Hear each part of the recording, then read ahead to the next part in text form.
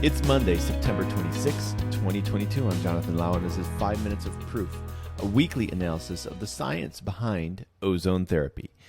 Today, we're going to take a look at an article entitled Effects of Ozonated Autohemotherapy on the Antioxidant Capacity of Thoroughbred Horses. It comes to us from Japan, and it was published in 2015.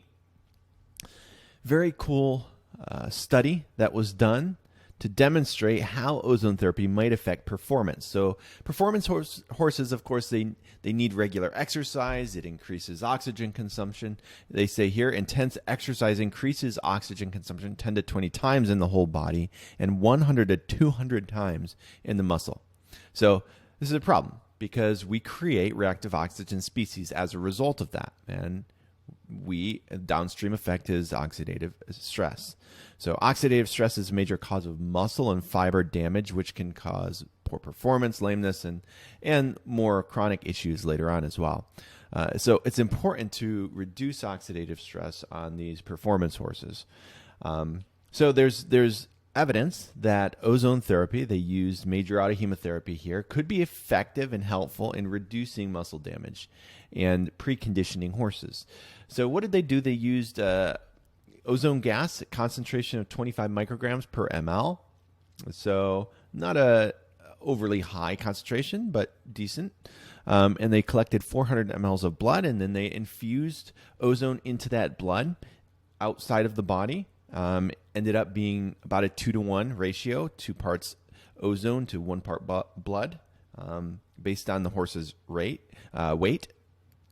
And then they measured a few things, these DROMs and the BAP or BAP, biological antioxidant potential, and other things to demonstrate how the ozone therapy affected this horse. So they noted that it caused a mild oxidative stress, just as we've discovered before in these studies, and that its influence was short-lived. One of the things, too, they noted is that it was safe. It didn't affect the blood in any ways that were abnormal. The blood values continued to look healthy. But what they did note here that I thought was of interest was that it would be better, they said, to perform ozone therapy 3 days prior to exercise, because it was only after 3 days that they began to see significant differences in the control group and the ozone therapy group. So, and I thought this was helpful too. When we consider oxidative stress occurs when the balance of reactive oxygen species and antioxidants favors ROSs. That's simple, but if you can look at it as a scale, and when those ROSs outweigh the antioxidants, we have an issue. So what else did they know? Well, here's an interesting thing as well. In this study, what they pointed out is that just supplementing a racehorse or any sort of competitive athlete with antioxidants is actually not only not enough, it can do damage to the long-term ability of that athlete.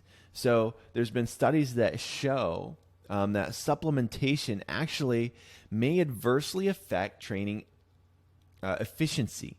And that's because the native adaptive system that is in charge of producing antioxidants, if we're just supplementing them all the time, it doesn't have to do that. And so it, in essence, goes away. It doesn't do its job.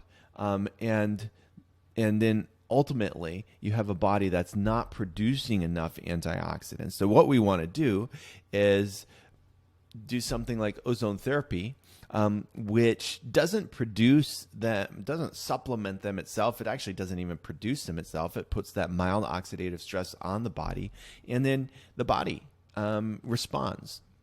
So in conclusion, it was confirmed that they have OAHT, so ozonated autohemotherapy is what they call it, improved the antioxidant capacity of horses, and that this effect lasted for 7 to 14 days in this study.